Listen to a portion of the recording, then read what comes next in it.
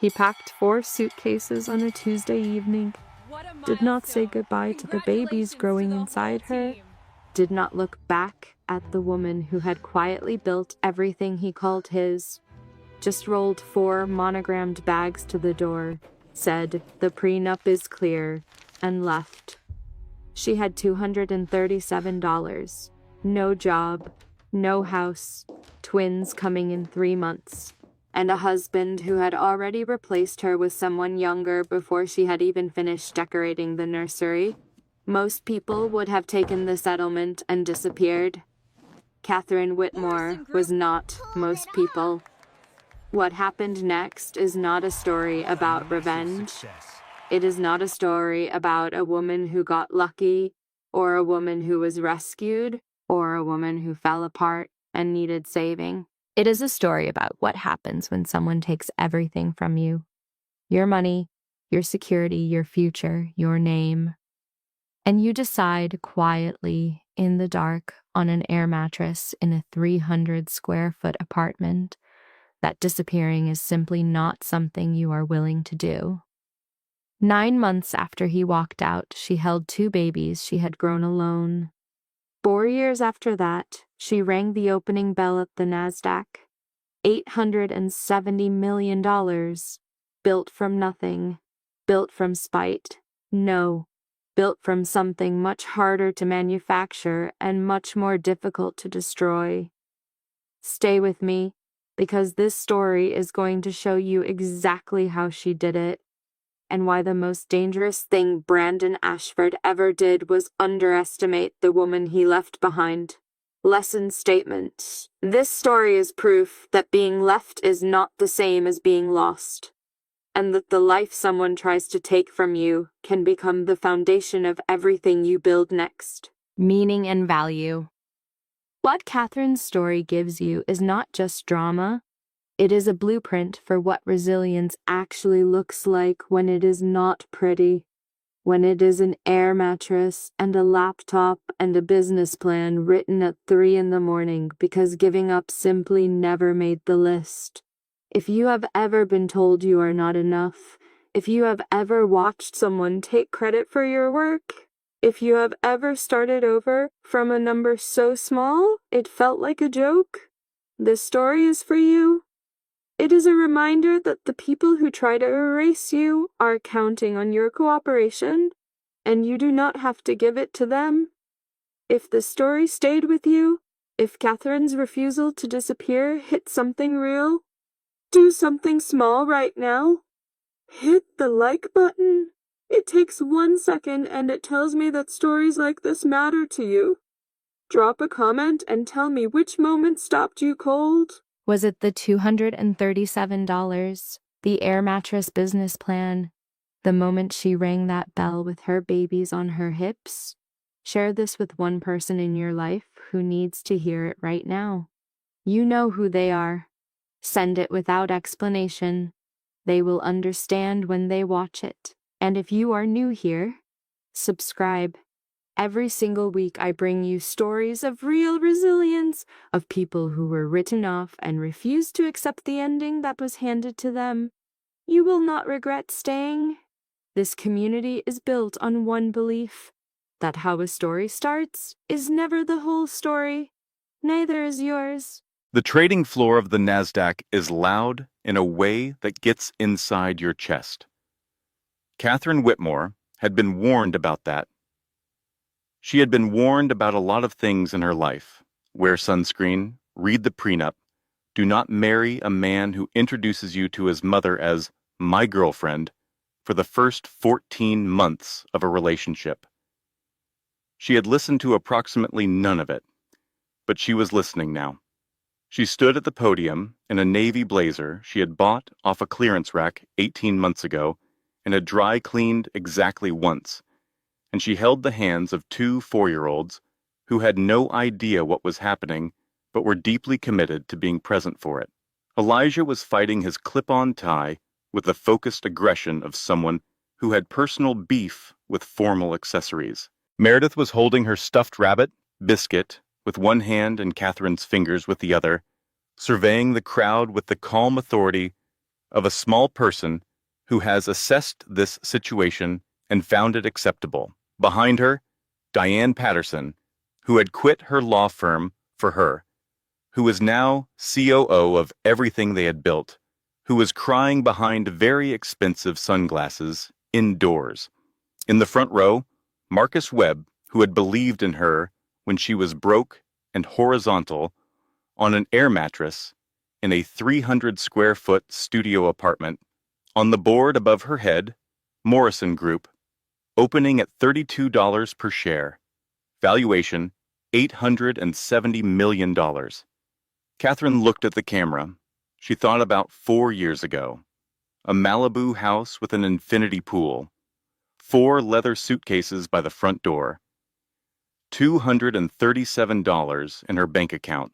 Twins she had not yet met growing inside her, depending on her, not yet aware that the man who helped create them had already decided to leave. She thought about 3 a.m. on an air mattress with a laptop balanced on her pregnant stomach, typing a business plan because there was nothing else to do, and giving up was not something she was willing to put on the list. She thought about everything it had cost, everything it had built. She rang the bell. The floor erupted. Elijah stopped fighting his tie long enough to clap, because everyone else was clapping. Meredith looked up at her and said, very seriously, "Mama, are we rich now?" Catherine picked her up, picked Elijah up too, one on each hip, the way she had learned to carry the world. "We're secure," she said. "That's better." 3 years and 8 months before the bell, on a Tuesday evening in October, Catherine Whitmore pulled her car into the driveway of the house in Malibu and noticed that something was wrong before she had turned off the engine. She could not have said exactly what it was, not the light, which was warm through the front windows the way it always was at 7 in the evening, not the garden, which was the same as it had been that morning when she left for her OB appointment, not any single observable detail, just the air. Something in the air. She sat in the car for a moment with her hands still on the steering wheel, her doctor's voice still warm in her memory. Healthy heartbeats, good growth. Everything looks perfect, Catherine. The babies are doing wonderfully. She had driven home from that appointment thinking about paint colors for the nursery. She had narrowed it down to soft peach or pale yellow. She had been leaning toward peach. She turned off the engine and walked to the front door. 4 leather suitcases, monogrammed. The expensive ones Brandon used for business trips to New York and San Francisco and Tokyo. The ones that lived in the back of the walk-in closet and smelled like departure. All 4 of them. Together. By the door. Catherine stood on the threshold and looked at them the way you look at something that does not make sense, waiting for your brain to catch up. "Brandon?" Her voice came out smaller than she wanted. She pressed her hand against her belly, the automatic gesture she had developed over the past 6 months. The babies were quiet, which meant they were probably sleeping, which meant this was not the moment she would have chosen for whatever this was.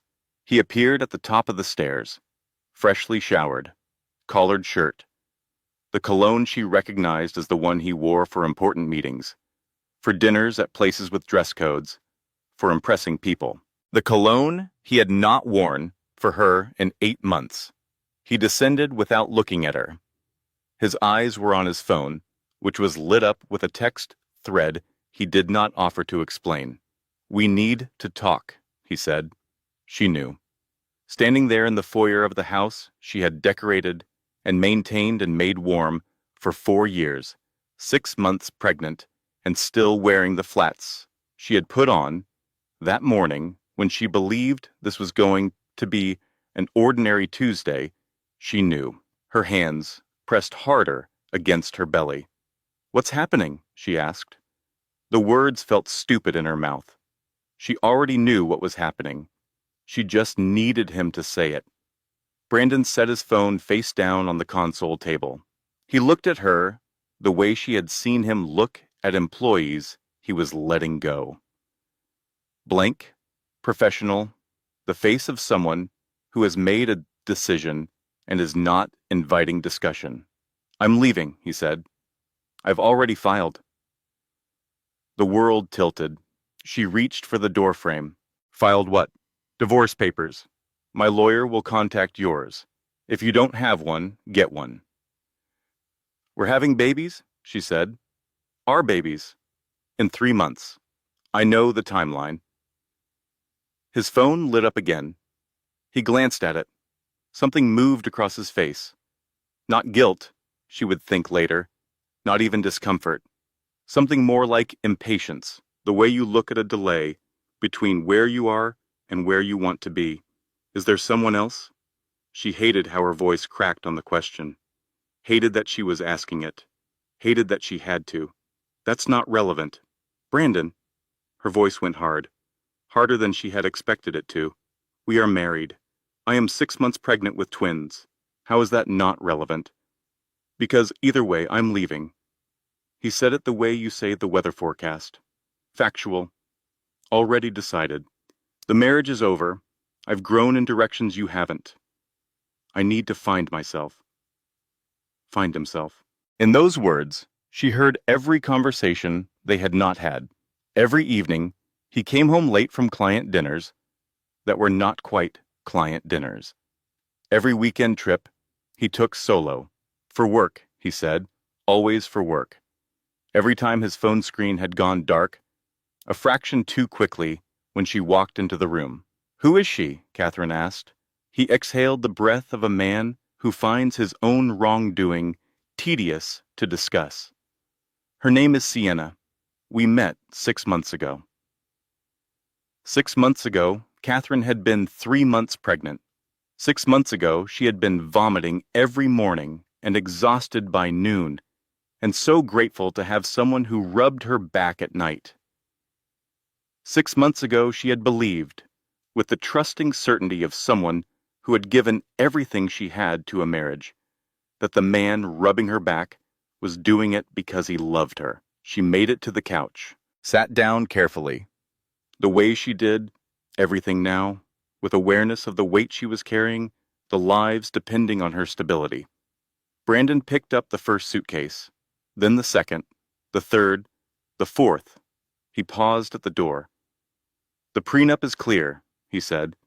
You'll be fine. Don't make this difficult. He walked out. The door closed behind him. She heard his car. The Tesla she had encouraged him to buy. The future is electric. Think of the children, she had said. Think of the children. Purring down the driveway. Think of the children. She sat in the silence of a house that held $4 million worth of other people's decisions and opened her phone browser with shaking hands. Brandon Ashford. The first result loaded in under a second. Tech CEO steps out with Instagram. Model. Sources say it has been months. The photo showed Brandon with his arm around a young woman, blonde, 20-something, dressed for a camera, the particular kind of beautiful that photographs well and does not require effort to maintain. His smile was the smile Catherine had been trying to locate for 8 months. Wide, unguarded, present. She clicked the article. She read it. She scrolled through the photographs, 6 months of them, time-stamped and public, a relationship that everyone had apparently known about except her. She read the comments. She should not have read the comments. She put her hands on her belly. The babies were moving now, slow, rolling kicks, reassuring in the way of people who do not yet know enough to be frightened. Sharp pain, abdomen, tight, rhythmic. She dialed 911. The paramedics arrived in 12 minutes. Braxton Hicks, the ER doctor, told her, 2 hours later, false labor, very common with twins, very common with stress. Your babies are fine, both heartbeats strong, but you need to manage your stress levels. Is there someone who can stay with you tonight? Catherine looked at the ceiling tiles and counted them. 47. She plugged in her dead phone. It loaded 37 missed calls from one number. She pressed call. Diane Patterson answered on the first ring. Cat? Thank God. Where are you? Hospital. False alarm. I'm getting on a plane. Don't sign anything. Don't talk to anyone. 4 hours. Can you hold on for 4 hours, Sol? Catherine looked at the monitors beside her bed. 2 heartbeats. Steady. Consistent. Refusing to stop. Yes, she said. Diane Patterson arrived at 2 in the morning, wearing a Patagonia vest over pajama pants, with a rolling suitcase and lipstick that was, somehow, completely intact. She took one look at Catherine in the hospital bed and crossed the room in 4 steps and pulled her into a hug that said everything words would have done badly. Then she sat down, pulled out her phone like a weapon, and started taking notes. Credit cards. Frozen. Joint accounts. Catherine pulled up her banking app. The balance in the account she had kept separate. Her private safety net, the account she had maintained for 4 years out of some instinct she had never examined too closely, the account that 2 weeks ago had held $15,000. $237, she said. Diane went very still. He left a 6 months pregnant woman $237. Yes. Not $250. Diane's voice was precise in the way it got when she was angry and choosing to channel it. Not 200. 237. That is a man who was thinking about it. And then he kept thinking, and still chose petty. She made a call at 3 in the morning to Frank Delano, who answered because Diane had that quality about her. People answered when she called, not because they feared her, but because experience had taught them that if Diane Patterson was calling at 3 in the morning, it was important. Frank Delano was 57 years old, silver-haired, with the patient eyes of someone who had seen every variety of human cruelty and had spent 4 decades making sure it carried a price tag. He drove to the hospital before sunrise. They reviewed the prenup in Catherine's hospital room while the monitors beeped, and the sky outside went from black to gray to the tentative pink of early morning. The document was 23 pages. It had been presented to Catherine 10 years ago, 3 weeks before their wedding, by Brandon's family attorney. She had been 22. She had been in love. She had signed it because she believed in the marriage and because Brandon's mother had sat across from her at a lunch that cost more than Catherine's monthly rent and explained that it was standard, it was practical, it was what responsible people of means did, and Catherine had nodded, the way you nod when you are young and optimistic and have not yet learned that the things people call standard are sometimes just the things they have decided you should accept. The document gave her $200,000 if the marriage lasted 5 years. It did. Everything else, the house, the investments, the cars, every asset accumulated during the marriage, went to Brandon.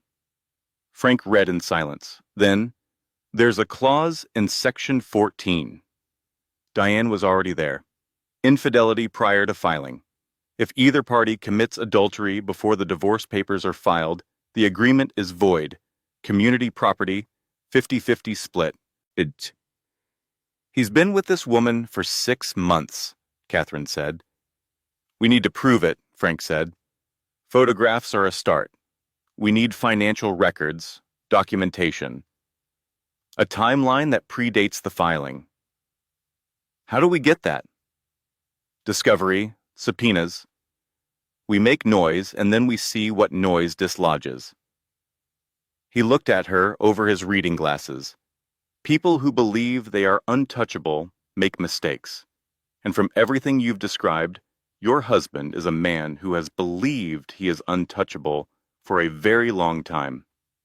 And they discharged Catherine at 6 in the morning. Diane drove her home in a rental car. The house was exactly the same. This was the first thing Catherine noticed.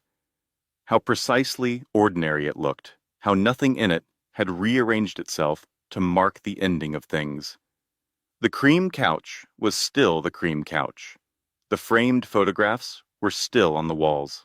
The nursery down the hall was still half painted, pale peach on 2 walls, Roller leaning against the third, waiting for her to come back and finish. She walked past it without stopping. In Brandon's office, she opened the filing cabinets. She was not sure what she was looking for. She told herself she was looking for financial records, for anything that might help Frank and Diane. But what she found was different. Board meeting minutes, 4 years old. She pulled them out, read by the light of the desk lamp. Brandon Ashford presented the quantum rebrand strategy. Board unanimously approved. Budget of $2 million allocated. She stopped. She knew that strategy. She had designed it at their kitchen table on a rainy Sunday afternoon while Brandon was on the phone, and afterward she had walked him through the whole concept over dinner, explaining the positioning, the visual language, the audience segmentation, all of it. And he had looked at her the way he used to look at her then, like she was the most interesting person in any room. And he had said, "That is brilliant. I'm going to pitch this to the board." And she had thought, we are going to pitch this, our idea. There were more, campaign after campaign, strategy after strategy, her ideas, her frameworks, her thinking, all of it presented to boards and clients and investors under his name, all of it celebrated as his vision. She had built his company, and then he had thrown her away. Catherine sat on the floor of his office, surrounded by files, and felt something shift inside her. Not grief, not even anger exactly. Something colder than anger, something that did not need to be loud. She put the files back. She closed the cabinet. She walked to the kitchen, made herself a cup of tea, and sat at the table until Diane found her there an hour later. "You look different," Diane said. "I'm done crying," Catherine said. Diane looked at her for a long moment. Then she sat down across from her and opened her laptop. "Good," she said. Let's get to work." They filed emergency motions that afternoon. Temporary support, $25,000 per month. Access to marital funds. Subpoenas for Brandon's financial records, personal and corporate. Brandon would be served by end of day. Catherine drove to her OB appointment that afternoon, sat in the waiting room among women in various stages of pregnancy, and thought about the word community property, about how much half of everything might be, about what she could build with half of everything, about what she could build with nothing if it came to that. The doctor listened to 2 heartbeats, both strong, both exactly where they should be. "One more thing," the doctor said, looking at her chart. "You need to reduce your stress levels, Catherine. I know that's easy to say, but these babies need you calm. Can you find one thing that helps? One thing that's just for you?" Catherine thought about it. "I used to love marketing," she said, "building things, problem solving." "Then do that," the doctor said. "Whatever it used to feel like to be good at something. Find your way back to that." Catherine nodded. She drove home. She sat in the driveway for a moment before going inside. She thought, "I was good at something once. Before I became just his wife. Before I became someone who signed documents without reading them and trusted a man because she loved him. I was good at something. I am going to be good at something again." She went inside and called Diane. "I need to start planning what comes after," she said. "Not just the divorce, what I build after." "One crisis at a time," Diane said. "I can manage 2, Catherine said. The text arrived on a Wednesday morning while Catherine was eating the toast Diane had forced on her. 2 bites, then another, 1 more. "Come on. You need to eat. You are growing 2 humans." And it came from a number she did not recognize. "Miss Whitmore, this is Roger Calloway. I need to speak with you privately. It's important. Can we meet?" She showed Diane. Diane read it. "Roger Calloway, Brandon's business partner, 49% owner. We see each other at company events. He's always been professional. Polite. Why would he reach out to you now? I don't know. Diane turned the phone over in her hands, thinking. Could be a trap. Brandon could be sending him to feel out what you know. Could be. Could also be useful. Diane handed the phone back. What do you have to lose? Frank came with them.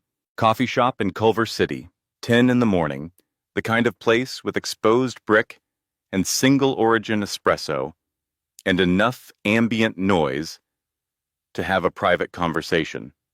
Roger was already there when they arrived, in the back booth, wearing a baseball cap pulled low in the manner of someone who has never done anything covert in his life and is making a sincere effort. He looked like what he was, a man in his mid-40s who had built something real and was watching someone else burn it down. He slid an envelope across the table before they had ordered. I'm violating my NDA by being here, he said. I want you to know that. I want you to know that I'm doing it anyway. Catherine opened the envelope. Inside, payroll records, expense reports, hotel receipts, all printed cleanly, all date-stamped, all meticulous in the way that financial records are, when someone has been careful about everything, except whether they would eventually be seen. Frank took the documents and read. His expression moved through several phases before settling somewhere that Catherine had learned, over weeks of watching him work, meant he was pleased but disciplined about showing it. Sienna Blake, he said. Marketing consultant, $20,000 per month. She's not a marketing consultant, Roger said.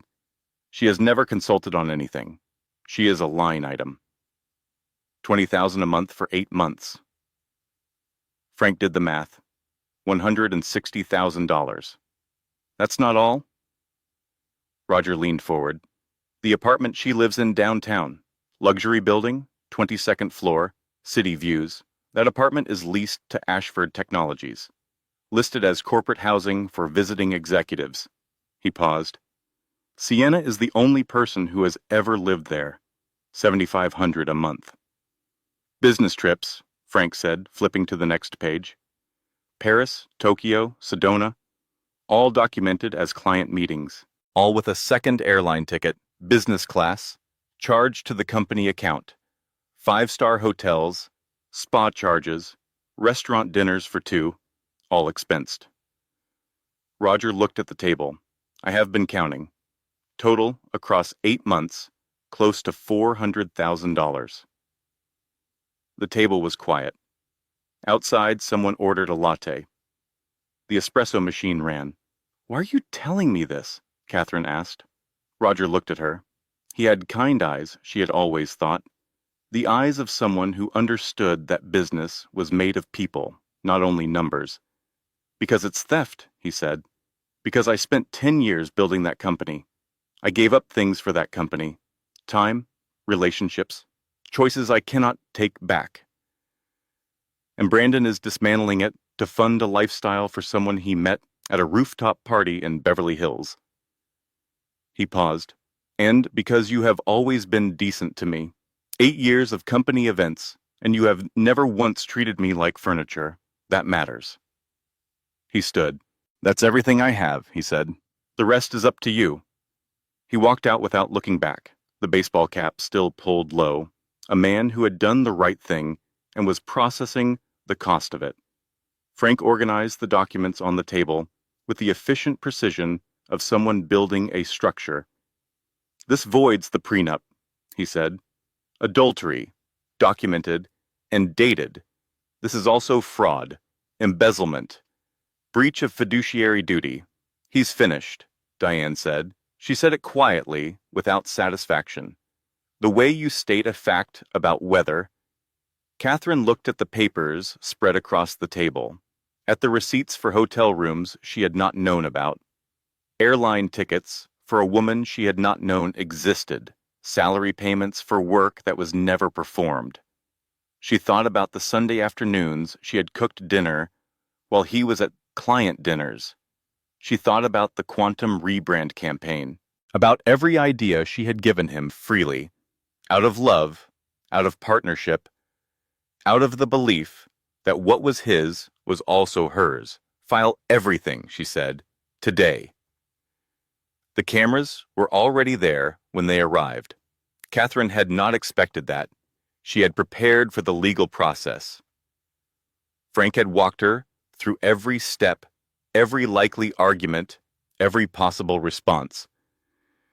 But she had not prepared for the particular violation of walking up courthouse steps while strangers pointed equipment at her body and called out questions designed to reach inside her and find something soft to press on. Catherine, how do you feel about the affair? Did you push Brandon away? Are you trying to destroy a successful company out of spite? Is it true you've been struggling emotionally? Frank kept his hand on her elbow. Diane flanked her other side.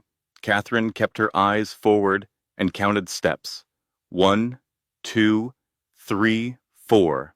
Inside, the courthouse was cooler and quieter and smelled like old carpet and institutional cleaning products, which was, in the circumstances, a relief. Brandon was already in the courtroom, expensive suit, 3 lawyers. He sat with the relaxed posture of someone who has never once doubted whether the room would arrange itself in his favor. Sienna sat behind him in the gallery. Blonde hair, tight dress, phone in hand, scrolling. She looked bored in the way of someone who has not been asked to take any of this seriously and has so far had no reason to start. Judge Patricia Wells entered. She was 58, gray-haired, with the economical bearing of someone who had spent 3 decades deciding what mattered and what did not, and had developed strong opinions on the subject. Brandon's lawyer went first, tall, polished, the kind of legal professional who charged rates that required a separate line in a budget. He described Catherine as emotionally volatile, as seeking punitive damages out of personal grievance, as a woman whose pregnancy had amplified an already unstable disposition. He also produced a psychiatric evaluation. Frank received it, read 2 pages, and stood. Your Honor, this document was commissioned without my client's knowledge, participation, or consent, based entirely on statements from parties who have an obvious interest in the outcome of this proceeding. It has no evidentiary standing. Judge Wells looked at it. Set it down. A document produced without the subject's knowledge carries no weight in my courtroom, Counselor. Next. She turned to Catherine. Miss Whitmore, you are 6 months pregnant with twins. You have no current income, and your access to all marital accounts has been restricted. Yes, Your Honor. How are you managing? My friend is supporting me. Wells made a note. She looked at Brandon's lawyer with an expression that was not unkind and was also not anything close to sympathetic. Your client restricted access to all marital funds while his wife is 6 months pregnant. You characterize this as protecting assets. I am going to characterize it differently. She granted temporary support, $25,000 per month, retroactive to the date Brandon left. Credit access restored with a $50,000 limit. She ordered the forensic audit. Full access to Ashford Technologies records. Results due in 90 days. Brandon's jaw tightened by a precise and revealing amount. They walked out. Frank handled the reporters. Catherine and Diane took a side exit to the parking garage. In the car, Catherine sat in the passenger seat for a full 30 seconds before she spoke. Did that actually happen? She asked. It happened, Diane said. We won. We won. Diane turned the key. The engine started. She did not move yet. I told you so, about the prenup. I want that acknowledged. Catherine laughed. It came out rough, unpracticed, like something that had been stored too long. But it was real. Acknowledged, she said. That evening, Brandon held a press conference. Catherine was home, eating dinner with Diane, when his face appeared on the television. He stood at a podium. His hair was perfect, his expression was calibrated to the precise frequency of concerned and reasonable. I want to address the allegations made against me today. My wife is going through a very difficult time. Pregnancy is hard. Carrying twins is harder.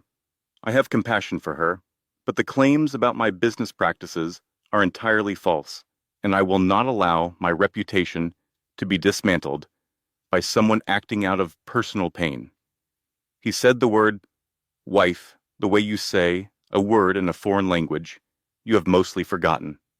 Catherine's phone started buzzing. Messages from people she had not heard from in months. He seems really worried about you. Maybe take a break from the legal stuff? For the babies?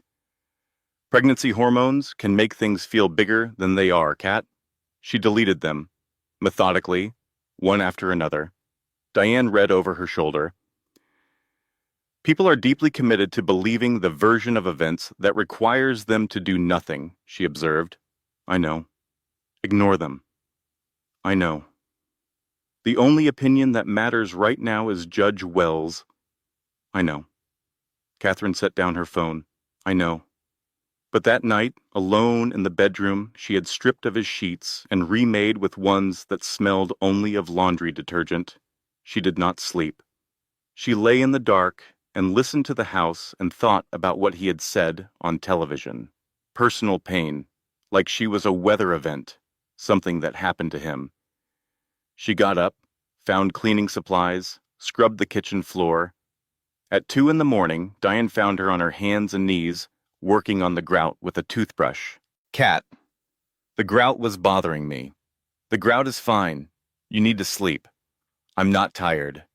Diane knelt beside her, took the toothbrush, helped her up, walked her back upstairs, and lay down beside her, in the dark, the way she had probably done in their college dormitory 20 years ago, holding her hand without making a production of it.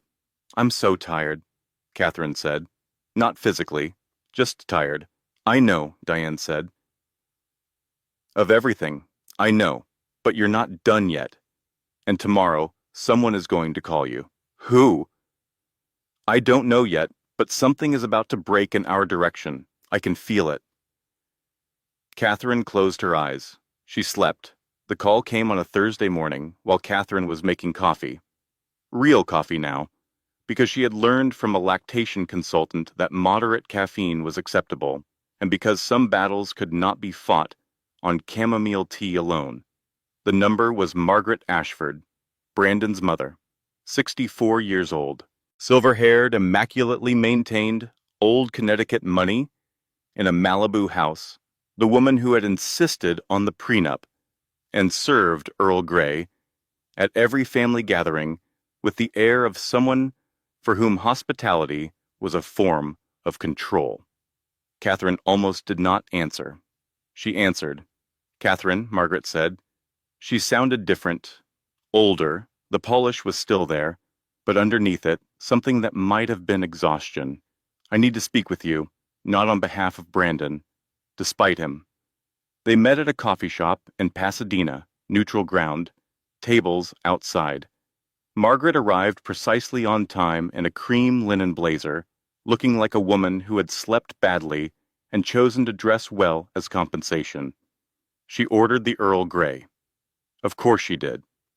I owe you an apology, she said. My call after the court hearing was cruel. I was protecting my son because that is the reflex of a mother, and I let that reflex override my judgment. I am not proud of it. Catherine said nothing. So she waited. There is something you should know about Brandon. Margaret folded her hands around the teacup. Something I should have told you before you married him. She told it cleanly, without ornamentation.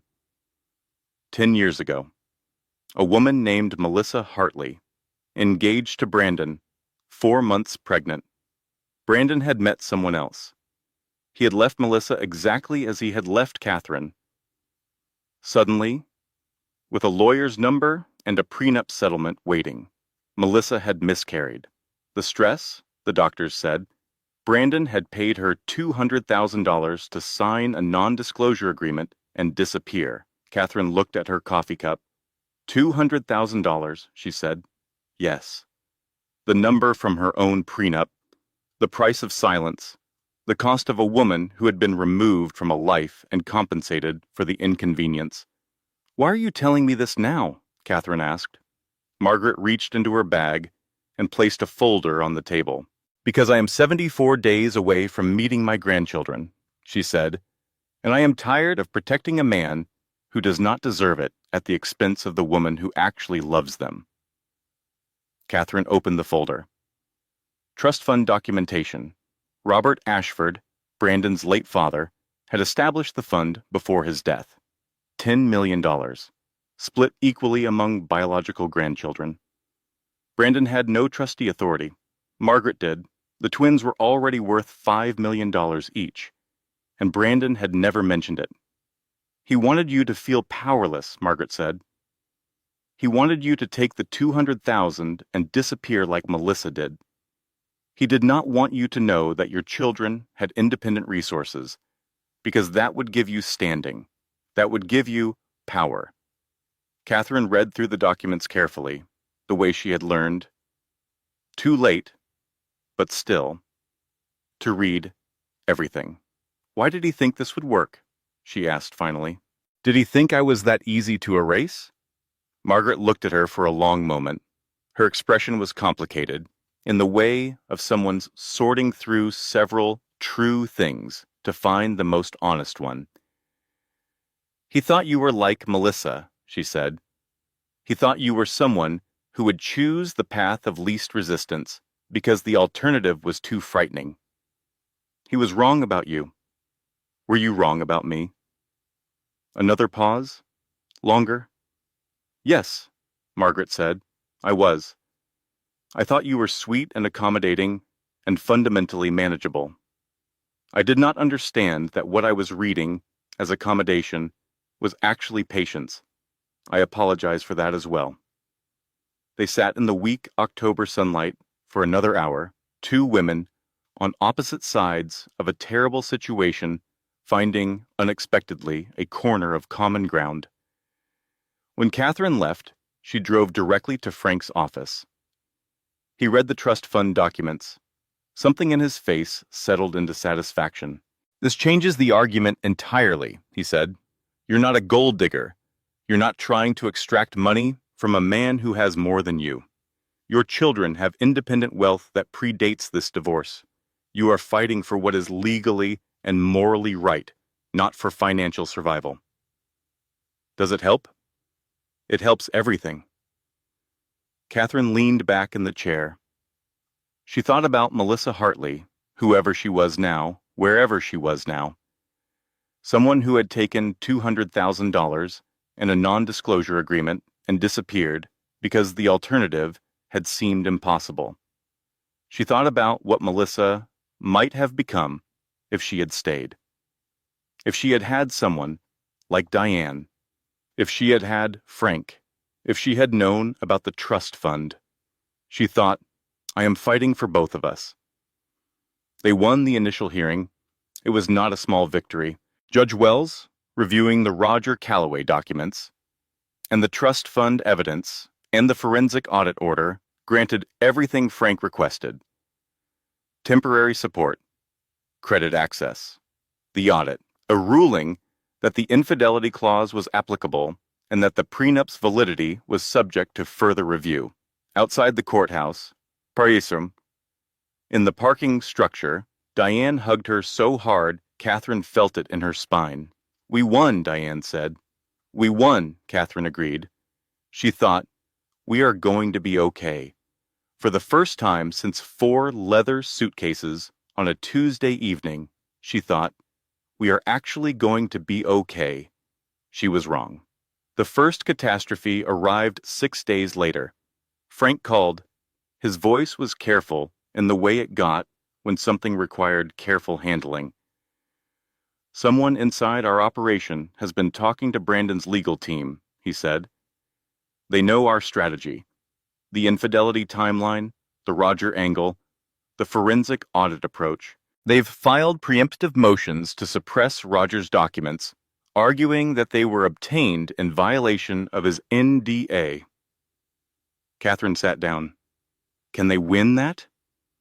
It's not impossible. We'll fight it. But our element of surprise is gone. They're preparing defenses we have not yet built offenses for. Who talked? I don't know yet. I'm working on it. She put down the phone. She looked at the wall of her apartment. The small apartment now, 2-bedroom, the one she had moved into after the eviction notice that came on a Tuesday, with the particular timing of something designed to wound. Pale walls, furniture she had sourced secondhand, photos of the twins' first ultrasound on the refrigerator. The second catastrophe came 3 days after that. Marcus Webb called. His voice had the particular quality of someone delivering news they had not asked to deliver. 2 of my portfolio companies have backed out of working with you, he said. Brandon's team reached out to them, implied that maintaining a professional relationship with you during the litigation could complicate their existing relationships with Ashford Technologies investors. Her first clients. Gone. I'm sorry, Catherine. I'm working on alternatives, but I wanted you to hear it from me. She thanked him. She hung up. She looked at the business plan document on her laptop, 12 pages of careful thinking, the framework for what she had been building, and she thought about the money she did not have and the babies who were coming in 8 weeks, regardless of whether she had figured out any of this. $237. She was almost back to $237. The third catastrophe arrived on a Wednesday morning by phone. Diane's voice was different, quieter, the quality of quiet that comes not from having nothing to say but from choosing words precisely. My firm is asking me to recuse myself, she said. What? Conflict of interest, they're calling it. A senior partner has a golf relationship with someone in Brandon's father's circle, apparently. They want me off your case. The silence stretched. Digant. I have savings, Diane said. I've already called Frank. He'll bring me on as co-counsel. I'll work the case independently. You'll lose your position, your partnership track. You gave up your career for a man who left you on a Tuesday. I can give up a partnership track for someone who deserves it. A pause. Also, I want to be very clear that this is not the same thing. I am making a choice. You were deceived. That is a significant distinction. Catherine pressed her fingers against her eyelids. That is the nicest and most depressing thing anyone has ever said to me, she said. I know. Diane's voice warmed slightly. We're going to cry about it later. Right now we work.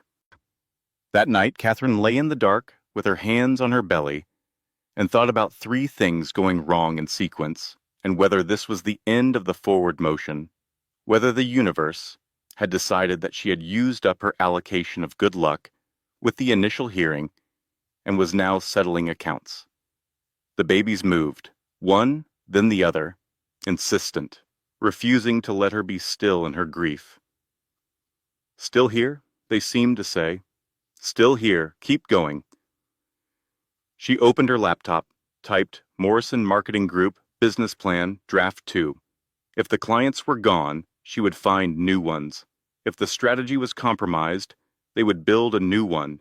If the path was blocked, she would find the wall and climb it. She typed until 3 a.m. Then she slept. The studio apartment was 300 square feet. This is not a metaphor. It was a literal 300 square feet, which is smaller than most people's living rooms, which is smaller than the walk-in closet at the Malibu house, which is a fact Catherine had thought about exactly once, and then decided not to think about again because the direction that thought wanted to travel was not useful.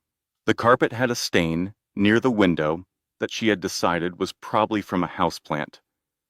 The refrigerator hummed with a frequency that suggested strong opinions. The window faced a brick wall, which her mother, when she finally came to visit, had described as very New York of it. The air mattress was a camping model she had bought at a 20% discount because the packaging was slightly damaged. It was fine. It was adequate. It was what she had, and she had learned over the preceding weeks to be specific about gratitude. She was alive. Her babies were alive. She had $237 and a compromised legal strategy and no clients and a best friend who had sacrificed her career because she believed in something. And these were the things that were true. And some of them were terrible, and some of them were extraordinary, and all of them were the materials she had to work with. She opened her laptop on the air mattress with her belly balanced under it and typed. She sent emails to every professional contact she had maintained since leaving her VP role 8 years ago. Quarterly check-ins, occasional LinkedIn messages, the professional courtesy she had kept up out of some instinct she had not examined until now. Most did not respond. Some sent polite declines. 3 asked for more information. Marcus called on a Tuesday morning, 10 days after the client withdrawal. I heard what he did, Marcus said, using my portfolio companies as leverage. That is not business strategy. That is a man who is running out of options and has decided to fight dirty. He paused. Send me your proposal. She sent it from the air mattress at 11 at night. He called at 7 in the morning. I'm making 3 introductions today, he said. Your work is exceptional. Let the work speak. The first introduction declined. Too complicated, too much legal exposure. The second introduction asked to think about it. The third introduction said yes. A $10,000 contract. Remote work. Deliverable based. Starting immediately. The email arrived on a Thursday afternoon. Catherine read it twice. Read it a third time. Then she cried. Not sad tears, not happy tears. The particular tears of someone who has been bracing for a fall for so long that not falling feels physical. Arrival tears. I am still here tears. She called Diane. I have a client, she said. Diane made a sound that was not quite a word. $10,000. Remote. My work. Cat. I know. Start today. I already did. She worked from the air mattress with a laptop balanced on her 8th-month belly, the babies kicking occasionally, as if offering editorial feedback. She delivered the first phase of the project 4 days early. The client responded within an hour. This is exactly what we needed. Can we discuss extending the scope? Marcus called. They're referring you. 2 more companies want to meet. She took the meetings lying down, laptop propped, professional from the shoulder up, maternity leggings and thick socks below the camera frame, and she pitched with the precise confidence of someone who has stopped performing competence and started simply being it. Both companies hired her. She had 3 clients, $25,000 in contracted work, an air mattress in a 300-square-foot apartment, and a business that was beginning, quietly and without fanfare, to exist. The custody hearing was in 2 weeks. She prepared for it the way she prepared for everything now. Methodically, without catastrophizing, one piece at a time, Frank walked her through the likely attacks. Diane prepared her responses. They practiced in the kitchen of Diane's temporary sublet, Catherine sitting across from Diane, who played Brandon's lawyer with uncomfortable accuracy. The night before the hearing, she sat in the rocking chair she had rescued from the Malibu nursery. The only piece of furniture she had taken, the one thing she had insisted on, and spoke to the babies in the dark. Tomorrow is important, she told them. We're going to make sure you're mine. Legally, officially, beyond argument, mine. I know you already are, but tomorrow we make the world agree. They kicked, in tandem, which they had started doing recently, as if coordinating. She smiled. I'll take that as a yes, she said. The custody hearing lasted 4 hours. Brandon's lawyer painted Catherine with practiced efficiency, unstable address, no reliable income, multiple hospitalizations, ongoing hostile litigation. The picture was technically accurate and strategically framed, every truth selected for maximum effect. The way you can describe a sunrise by talking only about the cold. Frank presented her consulting contracts, her client relationships, her income trajectory. He presented the trust fund documents, establishing that her children had independent financial security regardless of the outcome of the divorce. He presented something else, a simple timeline. The date Sienna Blake first appeared in Brandon's company records as a marketing consultant, the date Brandon and Catherine's first child was conceived, the same week. The courtroom was very quiet while Judge Wells reviewed the timeline. She looked at Brandon. You initiated this relationship while your wife was newly pregnant. Brandon's lawyer attempted an objection. Wells did not look at him. Your petition for full custody claims that your estranged wife is financially and emotionally unsuitable to parent. What I am looking at is a woman who has built a client base and a business framework while 8 months pregnant, while managing preterm labor, while fighting legal challenges you initiated, while living in circumstances you created by restricting her access to marital funds. She paused. The petition is denied. Miss Whitmore retains primary physical custody. Mr. Ashford, you will have supervised visitation 2 hours weekly at a neutral family center. Child support, $25,000 monthly, effective immediately. Outside, in the autumn sunlight on the courthouse steps, Diane gripped her hand so hard it should have hurt. You did it, she said. They're yours. Catherine stood on the steps in the October light and thought, it's over. The worst of it is over. We're going to be okay now. She thought that for 11 days. On the 12th day, Frank called. The forensic audit is back, he said. There is something in it you need to see. Come to the office.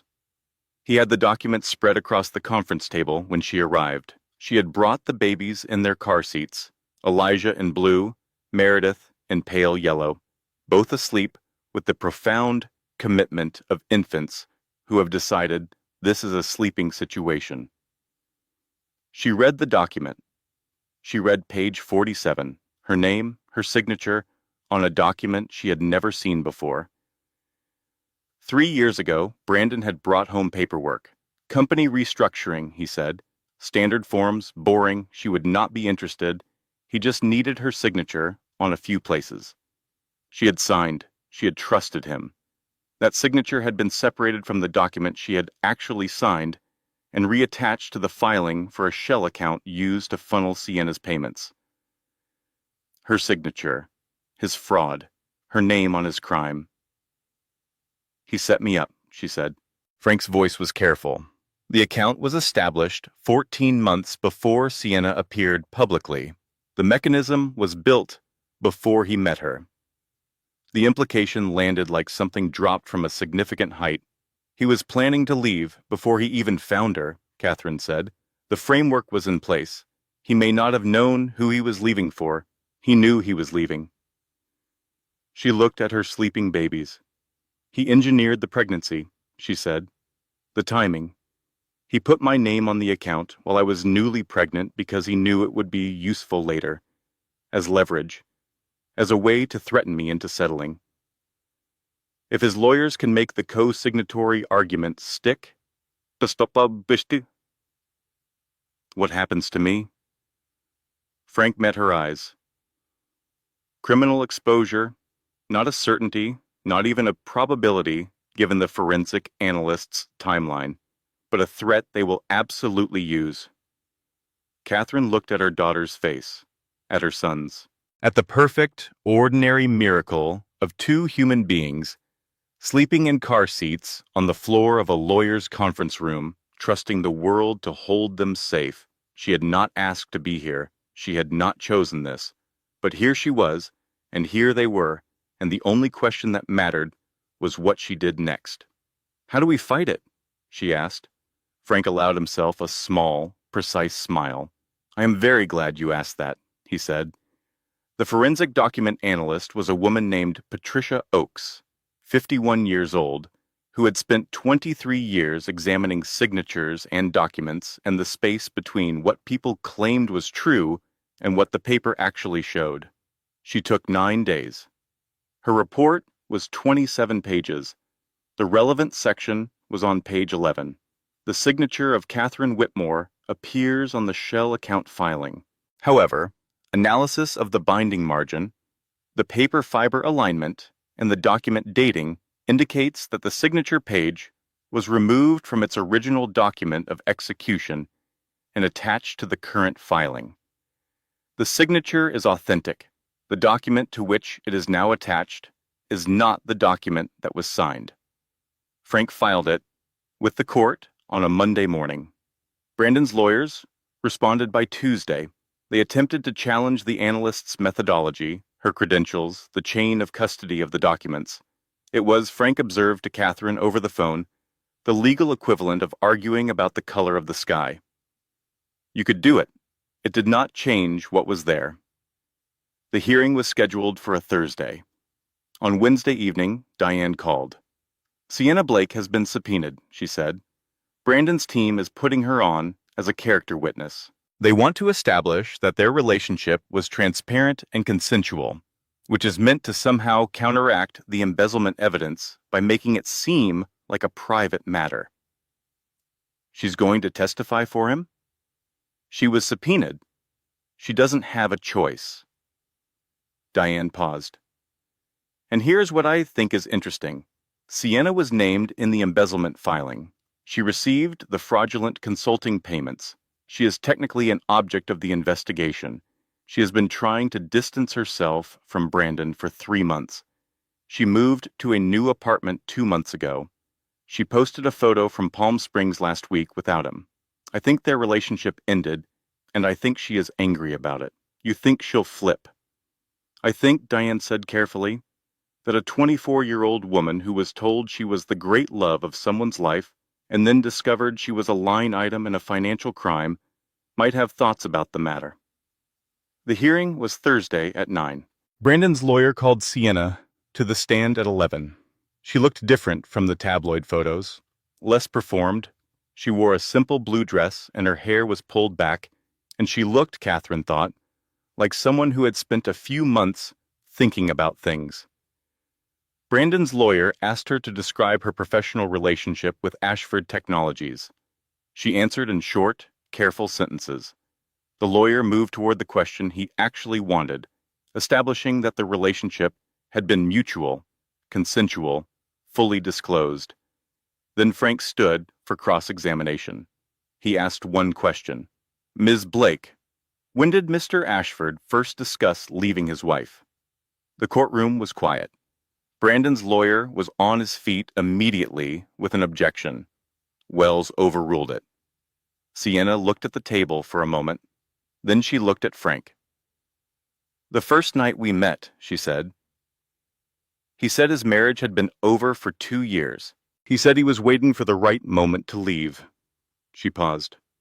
That was 14 months ago. 14 months. 14 months before Sienna came to that hearing. 14 months before the filing. 14 months before the 4 leather suitcases and the frozen accounts and the $237. 4 months before Catherine became pregnant. The math was not subtle. Brandon was very still. Catherine looked at him. She did not look away. She waited for him to meet her eyes, to see her, to acknowledge what was sitting between them in that courtroom like a piece of furniture. He did not look at her. She turned back to the judge. Wells was reading something. When she set it down, her expression was the particular neutral of someone who has made a decision and is confirming it. The prenup is void, she said. The co-signatory claim is rejected on the grounds of the forensic analysis. Community property applies. The embezzlement findings are referred to the district attorney for criminal review. She looked at Brandon's lawyer. Counsel, your client spent this entire proceeding trying to establish that his wife was the problem. What the evidence shows is a woman who was systematically deceived by someone who had been planning his exit before their child was conceived. I've seen enough. She closed the folder. We're done here. The settlement took 3 months to finalize. $2.3 million. Cash. No gag order. No restrictions. Catherine could tell her story to anyone she wanted, in any forum, and there was nothing Brandon could do about it. Brandon's criminal trial began 6 weeks later.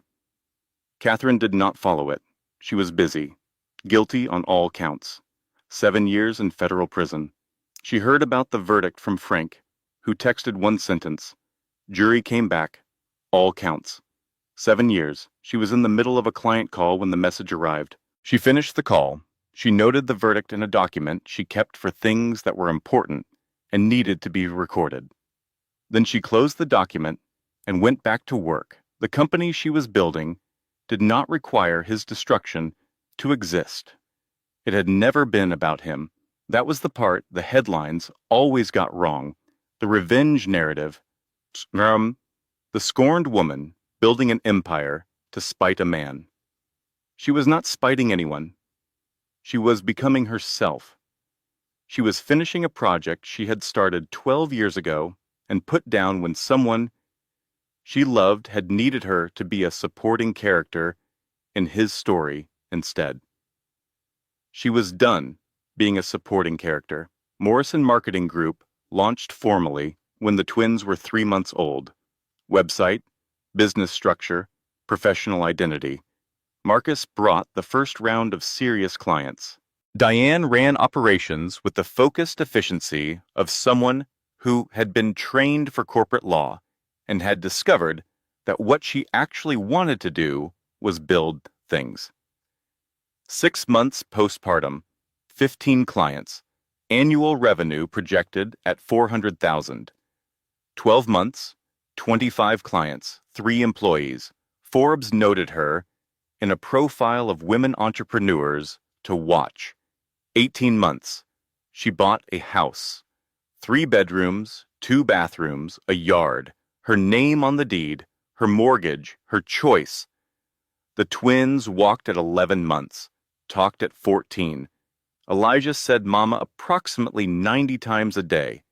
Meredith said no with a conviction that suggested she had given the matter serious thought. Brandon's supervised visitation happened every Sunday. 2 hours at a family center. He tried. He was awkward with them, held them stiffly, did not know how to read to them or sing to them or make them laugh. After 4 months, he filed to reduce his visitation to twice monthly. The court approved it. After 8 months, he stopped showing up regularly. The twins began to call him Brandon. Not Dad, not Daddy, Brandon. The man who sometimes came and brought toys that did not match their interests, who sat with them for an hour, looking like someone fulfilling a scheduled obligation. One Sunday evening after a visit, Elijah looked at Catherine with the direct interrogative energy of a 3-year-old who has questions and has decided now is the time. Why doesn't Brandon know us? Catherine sat down on the floor with him, which was where the best conversations happened. Because he wasn't here, she said. He made a choice not to be. And when you choose not to be somewhere, you miss things. You miss knowing people. Do you miss him? Catherine considered the question with the honesty it deserved. I miss who I thought he was, she said, not who he actually turned out to be. Elijah considered this. Meredith, who had been listening from behind a pile of blocks, added, We have you. You have me, Catherine agreed. And Aunt Di. And Aunt Di, and Grandma Vivian, and Grandma Margaret. Margaret Ashford came on Sunday afternoons once a month. Neabmit. She brought age-appropriate toys and read picture books with the patient attention of someone making up for lost time. She loved them fiercely and without condition, the love of a grandmother who understood that she was building something she could not buy back. 3 years after the custody hearing, Morrison Group filed for its IPO. Marcus led the investment round. Diane flew to New York for the roadshow. Catherine did interviews in a hotel conference room with Elijah and Meredith sleeping in a travel crib in the corner because the nanny had the flu and because she had long ago stopped apologizing for being a mother in professional settings. The day before the bell, she sat in her home office and opened the letter she had written to her children when they were 2 months old, saved in a folder she had labeled for later. She read it. She thought about who had written it. The woman on the air mattress in the 300-square-foot studio with $237 and 2 babies and a laptop and an idea. She thought about who was reading it now. She closed the document. She went upstairs and checked on the twins, who were asleep in their rooms. Elijah sprawled on his back, taking up the maximum possible space. Meredith curled with Biscuit the rabbit. Methodical and intentional, even in sleep, she stood in the hallway between their rooms and listened to them breathe. This was the thing the headlines would never be able to capture, she thought. Not the $870 million, not the Forbes profile or the NASDAQ bell or the victory over a man who had believed she would disappear quietly. This, the sound of 2 small people breathing in their rooms in a house that was hers, on a street she had chosen, in a life she had built from $237 and an idea and the particular stubbornness of someone who had been told she was not enough and had decided, quietly, to disagree. The bell was at 9:30 in the morning. Elijah fought his tie all the way from the hotel to the trading floor. Meredith held Biscuit and assessed the crowd. Diane cried behind her sunglasses. Marcus stood in the front row. The board lit up. Morrison Group, $32 per share, $870 million. Catherine rang the bell. The floor erupted. Meredith said, "Mama, are we rich now?" Catherine picked her up. Elijah reached up, and she picked him up too, one on each hip, the weight of them, the most grounding thing she had ever known. "We're secure," she said. "That's better than rich." "What does secure mean?" Elijah asked. "It means no one can take it away." He thought about this. He was 4 years old and thinking very hard. Not even Brandon? Not even Brandon. Meredith rested her head against Catherine's shoulder. She had been watching the trading floor with the calm attention of someone cataloging information for future use. "Good," she said simply. "The cameras found them. The photos would run in every business publication in the country. A woman in a navy blazer, 2 small children on her hips. The number on the board behind her, the expression on her face. Later, people would describe the expression differently. Some said it was triumph. Some said it was relief. Some said it was the particular look of someone who has finished something very long and very difficult and is allowing themselves finally to know it. Catherine would say, when asked, that she was not thinking about any of those things.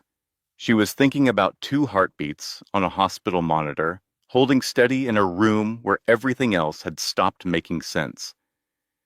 She was thinking about 47 ceiling tiles. She was thinking about a woman who had started over at 32 with $237 and a decision not to disappear. She was thinking, "I told you we would be okay. I told you." Editorial disclaimer.